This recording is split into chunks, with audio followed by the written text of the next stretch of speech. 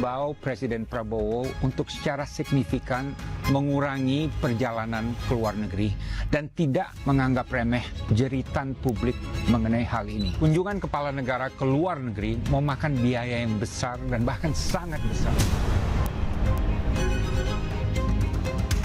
Segala kelebihan biaya yang telah dianggarkan oleh negara itu sepenuhnya ditanggung oleh pribadi Presiden Prabowo.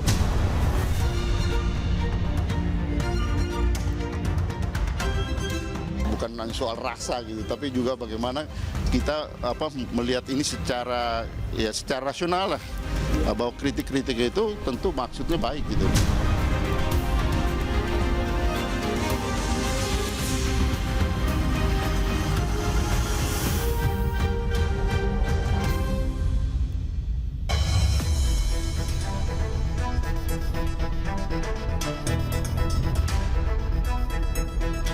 Selamat malam. Kondisi perekonomian nasional menghadapi sinyal bahaya. Setidaknya dari dua indikator, pelemahan nilai tukar rupiah dan merosotnya indeks harga saham gabungan. Pro kontra kebijakan Presiden Prabowo terus muncul. Salah satunya soal frekuensi kunjungan ke luar negeri. Di sisi lain, masyarakat sipil termasuk pers dianggap terlalu banyak diam dan kehilangan daya kritis. Tata kelola pemerintahan yang akuntabel dan berpihak pada kepentingan rakyat mensyaratkan partisipasi publik dan iklim politik yang sehat. Demi keselamatan Indonesia, kritik dan saran harus dimenangkan. Inilah Satu Meja The Forum malam ini bersama saya, Yogi Nugraha.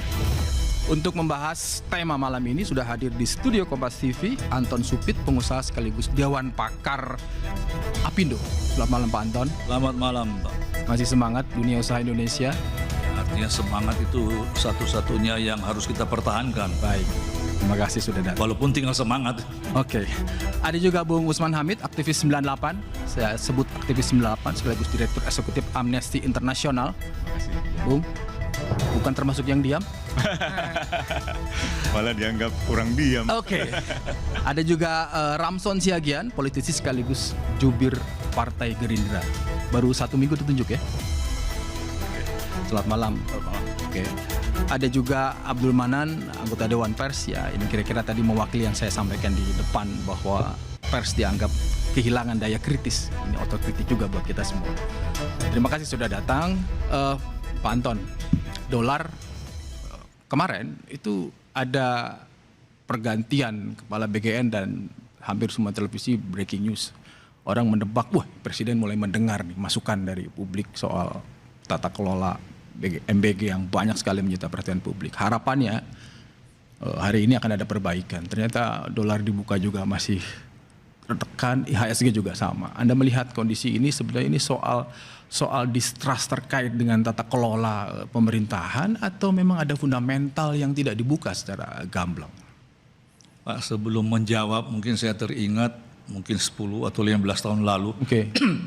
Di Selat Bosporus ketemu seorang Israel kapal lagi menyusuri itu. Saya bilang, kalian ini kok ribut sama Arab dan lain-lain, di mana common sense? Berpuluh-puluh tahun perang, tidak ada yang menang dan ribut terus. Dia tidak menjawab langsung, tapi dia menceritakan ada satu turtle, kura-kura di seberang Laut Merah dan satu scorpion, kalajengking, sama-sama nyebrang. Si kalajengking bilang begini sama kura-kura ini, bisa enggak saya numpang di punggung kamu? Wah, enggak bisa, you gigit saya tenggelam. Saya, enggak mungkin, saya kan mati kalau saya gigit. Di tengah Laut Merah dia gigit, Pak. Terus setelah mau tenggelam, kura-kura bilang, di mana common sense kamu ini? Dua-dua mati sekarang kan. Dijawab, di Timur Tengah enggak ada common sense. Jadi kembali ke masalah ini, Pak. Kalau common sense kita jalan, semestinya jangan kita menyembunyikan sesuatu. Tapi begini, supaya jangan salah paham. Apa yang mau Anda karena bidik saya langsung dari khawatir Pak sekarang kalau ditanya secara jujur Pak ya. Ini kalau terlalu banyak ngomong jadi problem juga Pak. Dan ngomong apa adanya juga ini bayarnya mahal sekarang Pak. Bukan dibayar dalam uang, ini risiko dan lain-lain. Saya banyak bukti. Ada ya. Tapi saya ingin mengambil posisi gini, saya ini bukan oposisi, bukan partisan. Ya, pengusaha. Pengusaha. Nah, saya ingat ada satu drama atau tragedi yaitu pada waktu Brutus menikam Julius Caesar. Tapi ini di karangan dari William Shakespeare. Dialog itu dia bilang gini, pada waktu dia tusuk, Kaisar menanyakan, oh you juga Brutus? Dijawab gini, not because I love less, saya tidak mencintai kamu, Caesar, but I love Roman more. Jadi Pak Ramson, mohon maaf kalau kita bicara apa adanya, tidak membenci siapapun, tidak mengkritik asal Demi perbaikan, demi keselamatan dan mencintai Republik ini, Pak. Iya. Dan itu hak orang negara. Ya, ini yang supaya tolong saya dilindungi juga, Pak. Aman. Ini produk jurnalistik Pak Anton. Dan acara saya ini sengaja mengundang anggota Dewan Pers. Acara ini kan penting Masuk dalam rangka. Bung Usman yang selalu membela kalau kita ada apa-apa. Jadi nilai tukar itu tidak sekedar menjadi perwujudan daripada kekuatan ekonomi. Walaupun memang fundamental ekonomi kita bisa perdebatkan. Kalau dibilang kita kuat, di mana kita kuat kan? Karena ya memang pertumbuhan tertinggi. Tetapi jangan lupa persepsi itu membentuk juga mempengaruhi. Dan persepsi ini yang sangat berbahaya, Pak. Kalau orang sudah merasa ini tidak seperti yang diharapkan, lantas capital outflow dan lain-lain lah. Saya tidak mencoba politik saya kira tenang lah Pak Ramson mungkin. Tapi Pak Anton, coba maaf saya potong. Ini soal ekonomi ya? Ini soal fundamental atau emang soal kepercayaan publik terhadap pemerintahan? Kalau saya bisa jawab sedikit itu kepercayaan publik dan investor yang melihat, ini kan tidak bisa hanya dengan statement. Pertama melihat fiskal. Walaupun dibilang kita terbaik di Asia atau di mana kan dikatakan gitu Pak. Tapi defisit 1.000 triliun lebih ini mau diambil dari mana Pak? Ini kan kasat mata. Nah, kedua, melihat juga bagaimana dalam perjalanan terjadi penindakan hukum. Saya tidak mau komentari ini kriminalisasi atau bukan, tapi semua kan menimbulkan ketakutan. Kalau acara ini pun terancam kita ini bisa dipanggil polisi kan ya tentu lebih baik saya tinggal di rumah aja Pak. Enggak. Nah, ini umpamanya Pak. Panjang objektif saya kira. Ini jadi itu yang menjadi masalah. Hal-hal yang baik. Jadi orang melihat itu dan kedua Pak, dalam tindakan sehari-hari kebijakan kementerian. Satu contoh gini, gula Pak. Pabrik makanan minuman memerlukan gula rafinasi, ya, ada untuk produksi. Awalnya pabrik gula rafinasi mengimpor 100%. Sekarang ini di samping jatahnya keluar alokasinya mundur-mundur keluar sampai akhir Desember tahun lalu, sehingga proses impor kan lama, harus mengalami proses juga di Kementerian Teknis. Begitu keluar ternyata 60% kepada swasta boleh, 40% kepada BUMN. Sampai ini hari belum jelas BUMN itu mekanismenya bagaimana. Ini contoh soal kebijakan. Nah, ini salah satu Pak ya. Di pertanian juga banyak perdagangan ya Pak? Oh, nah ini di Kemenko Pangan yang, tapi kita tahu lah bagaimana permainan. Jadi ya ini yang kami harapkan tentu Pak Ramson sebagai Partai Gerindra juga menyampaikan ke atas bahwa ada masalah ini. Nah. Kedua di pakan ternak umpamanya Pak. Bungkil kedelai harus impor melalui BUMN. Kita harus menambah 10 sekian persen Pak. Kita bebankan ke siapa? Ya konsumen Pak. Nah ini semua dibaca dan banyak lagi ya. Yang saya bisa cerita tapi nanti yang lain kan ada bagian. Ini semua kan dilihat investor. Di satu pihak persepsinya yang distrust tadi yang cukup tinggi. Kepercayaan. Ditambah bukan tindakan yang konkret yang diambil yang mengatasi masalah investment climate Pak. Nah ini tentu menambah ketakutan dan dia kan lihat ngambil pribadi yang tadinya $100.000 turun 50, 25. Lantas pertanyaan ada apa ini? Kira-kira itulah Pak. Saya ke Pak Ramson. Ini kan tentu bukan yang baru ya, artinya sudah mau 2 tahun pemerintahan, terus ada masukan di DPR juga, pasti juga ada rapat kerja. Pak Ramson melihat pandangan dari Pak Anton ini hal yang baru atau yang sudah berkali-kali didengar tetapi tidak sampai ke pimpinan tertinggi di negara ini?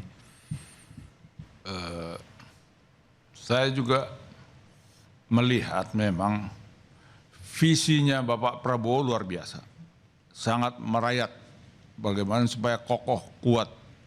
Tetapi di lapangan itu beliau selalu mengatakan bahwa sudah lama menjadi orang Indonesia. Beliau selalu menekankan agar birokrasi, kalau saya melihat 3/4 ke tengah itu betul-betul memperbaiki diri. Jadi ini kalau dari si beliau artinya cukup hebat. Saya juga tidak saya prediksi bahwa sejauh ini pemikiran beliau membangun fundamental ekonomi Indonesia. Seperti contohnya kalau kita pertumbuhan ekonomi kuartal pertama 2025 4,87%. Kuartal kedua naik 5,12%. Kuartal ketiga 2,25%, 5,04% memang. Kuartal keempat 5,39%, sehingga pertumbuhan ekonomi kita 2025 5,11%. Jadi cuman ini Pak Anton, dari yang saya pelajari biasanya kalau pertumbuhan ekonomi itu pembangunan ekonomi itu berkualitas, artinya merata, biasanya sulit untuk tinggi pertumbuhan ekonomi, tapi ini bisa dilakukan. Maksud saya berkualitas merata. Itu misalnya kebijakan-kebijakan beliau seperti membangun MBG itu merata sebenarnya. Yang seharusnya anggaran 260 triliun itu bisa ke hanya proyek-proyek tertentu. Kalau ini mengajak masyarakat bukan memberikan bantuan seperti bantuan sosial itu ya. Selain investasi jangka panjang 15 tahun dengan return on investment-nya 15 tahun, tapi di satu sisi juga membuka perekonomian di daerah. Saya sudah melihat itu Pak, UMKM, terus tenaga kerja di SPPG 50 orangan, itu multiplier efeknya di daerah luar biasa. Tetapi memang yang elit, apalagi yang biasa fasilitas, terasa, saya tahu itu terasa. Karena saya juga bisnis yang pakai elit-elit juga dulu. Pak Ramson, Ya. saya potong. Yang dibutuhkan sekarang, kalau saya tadi tangkap dari Pak Anton adalah harus ada tindakan-tindakan cepat ini. Karena ini nggak bisa menunggu pergerakan. Sementara kalau dalam tataran konsep merakyat dan sebagainya, berkali-kali disampaikan, tetapi di lapangan implementasinya jauh berbeda. Saya mau ke Bung Usman dulu. Bung Usman sepakat bahwa seperti yang disampaikan Pak Ramson bahwa ini pemerintahnya merakyat, ingin mengembalikan semua sumber daya alam untuk kepentingan rakyat itu. Ya, nah itu mesti diuji kan dengan data, dengan fakta. Ambil contoh misalnya kebijakan populis untuk makan bergizi gratis. Ada banyak kritik, pertama tidak tepat sasaran. Yang kedua kualitas makanan. Yang ketiga pembelian barang-barang yang tidak perlu, motor dan seterusnya. Nah, kalau seandainya Presiden mendengar, seketika itu dilaporkan, disuarakan oleh publik, dikoreksi. Atau seketika ada riset-riset dari UI, dari Celios itu diumumkan, segera diubah kebijakan itu. Katakanlah ada realokasi anggaran. Kita sama-sama setuju bahwa misalnya hak untuk makan atau hak atas pangan adalah hak asasi manusia. Nah, tetapi kan nggak sesederhana itu gitu di dalam praktiknya. Nah, yang kedua, banyak sekali keluhan dari sekolah-sekolah yang akhirnya malah tidak mau menggunakan makan bergizi gratis itu. Beberapa pelajar yang mengkritik malah diintimidasi. Dan ini menjadi semacam ukuran buat masyarakat mempercayai pemerintah. Kan stabilitas politik itu bukan bagaimana orang tidak ada yang bersuara, melainkan bagaimana suara itu didengar. Sehingga dia tidak berteriak lagi gitu. Didengar, dipertimbangkan, dan diubah kebijakannya. Dan dimenangkan. Dan dimenangkan gitu. Supaya masyarakat juga merasa mereka didengarkan gitu. Nah, banyaklah kebijakan MBG, kebijakan proyek strategis nasional di Papua. Misalnya sekarang kita lagi rame nih film Pesta Babi. Pesta Babi Pak Ramson. Itu kan sudah diputar 1.600 kali tuh oleh masyarakat di komunitas-komunitas. Nah, pemerintah termasuk militer di dalamnya malah sibuk mempersoalkan dari mana dana film itu gitu. Padahal film itu film dokumenter yang footage-nya banyak dari open source, dari sumber yang terbuka. Jadi bisa diukur biayanya itu. Dan Watchdog itu kan perusahaan perseroan terbatas, bisa diperiksa di AHU, bisa diperiksa auditornya. Jadi sederhana gitu. Tapi esensi kritik dari film itu, misalnya pengambil alihan lahan adat tanpa konsultasi, tanpa persetujuan. Kita bukan anti pembangunan, mereka juga bukan anti pembangunan. Mereka ingin agar sumber-sumber pangan mereka di hutan, misalnya sagu gitu, itu tetap dipertahankan supaya kita punya keberagaman pangan. Kan nggak mungkin semua orang di Papua, di Maluku disuruh makan beras, nggak mungkin. Belum lagi kayu-kayu hutan yang besar itu adalah sumber obat kita, sumber kekayaan keanekaragaman hayati kita yang luar biasa, termasuk binatang-binatang itu seperti burung cendrawasih. Nah, tapi kalau saya mau potret secara politik, dari tahun 98 sesuai dengan tema ini. Iya. Misalnya kondisi hari ini dan kondisi 98. Tahun 97-98 itu indeks politik demokrasi kita, misalnya kalau di Freedom House, itu separuh bebas. Baru bebas tahun 98 setelah berakhirnya pemerintahan Orde Baru. Sepenuhnya bebas tahun 2006. Turun lagi separuh bebas 2013. Sekarang masih separuh bebas. Separuh bebas. Separuh bebas. Tapi kalau indeks misalnya Varieties of Democracy, ini indeks FIDEM di Swedia, ini sejak tahun 1890-an mereka bikin data itu. Jadi data itu longitudinal, panjang sekali. Sulit untuk. Sekarang lebih bebas karena medsos. Nah, Termasuk soal MBG kalau di lapangan Iya. bagus. Tapi kalau ada yang nembak di medsos, terus rekam. Kalau saya dulu kan sering debat sama beliau juga, tapi belum ada medsos. Kalau sekarang rekam sendiri bikin medsos. Sebenarnya yang paling sederhana Itu Pak, konvensional aja. yang Pak Ramson, ya tadi saya mau teruskan sedikit yang soal FIDEM itu. FIDEM itu 9798 menempatkan Indonesia sebagai negara dalam kategori autokrasi, bukan demokrasi. Bertahun-tahun, sejak pemilu 1999, Indonesia masuk dalam kategori demokrasi elektoral. Dipuji oleh banyak dunia.